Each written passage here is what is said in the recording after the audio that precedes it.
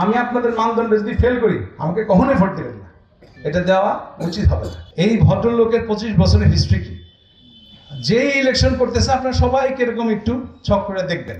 এই মানদণ্ডে যদি যাকে যোগ্য মনে করবেন তাকেই ভোট দেবেন। আমি সারা জীবন আমার বাবা মার কাছ থেকে বেশি কিছু নেই চাই নাই, সেদিন আমি বক্তব্যে বলেছি আমি আল্লাহর কাছে চেয়েছি, আল্লাহ আমাকে দিয়েছে। ভোটও আমি ওই একজনের কাছে চাও। আমি ইলেকশন যদি নাও করি তাও কিন্তু আসবো। এখন থেকে ইলেকশনের সাথে সম্পর্ক নেই।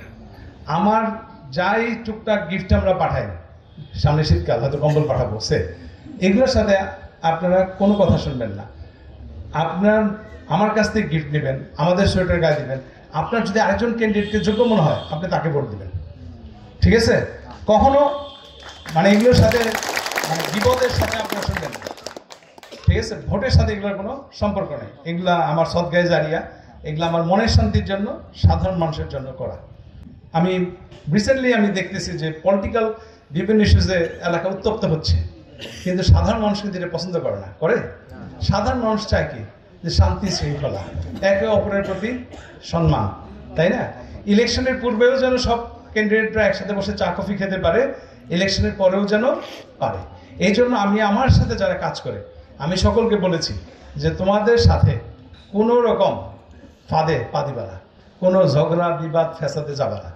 একটা পোস্টার লাগাইছো, ছিঁড়া ফেলছে, আরো 2টা নিয়ে লাগাই আসো। কেন ছিল জিজ্ঞেস করো না, দরকার নেই, তাই না?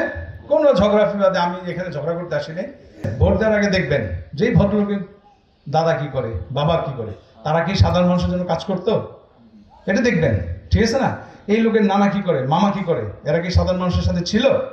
এই ভদ্রলোক কি সাধারণ মানুষের জন্য কাজ করে, না শুধু নিজের জন্যই করে?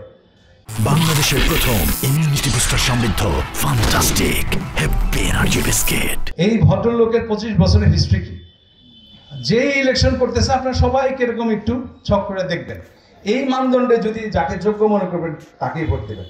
আমি আপনাদের মানদণ্ডে যদি ফেল করি আমাকে কখনোই ভোট দেবেন না, এটা দেওয়া উচিত হবে না। আমি একটা কথা বলেছি যে আমি এসেছি, আমি সাধারণ মানুষের জন্য কাজ করব।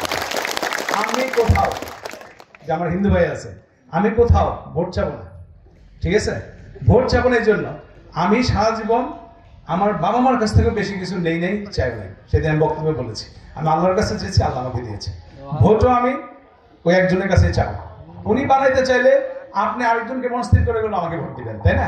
কাজে আমি ভোট চাবো না, ঠিক আছে না? চাওয়ার মালিক একজন, ওনার কাছে চাবো।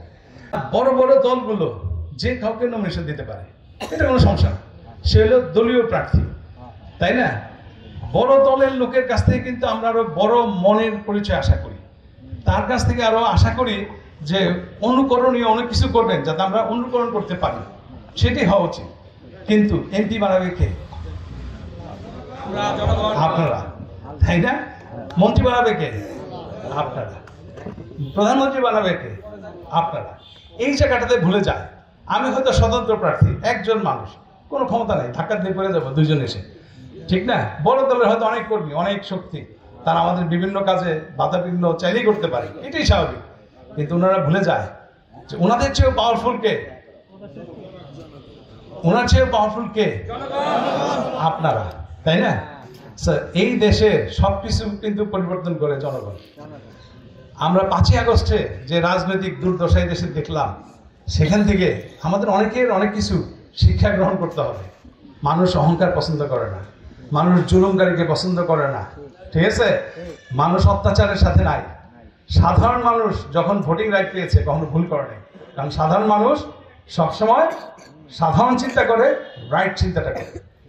যদি মানুষ দলের প্রতি আস্থাশীল হইতো সবসময়, কোন দল কোন ইলেকশনে সব সিট পাইছে? পাওয়া সম্ভব?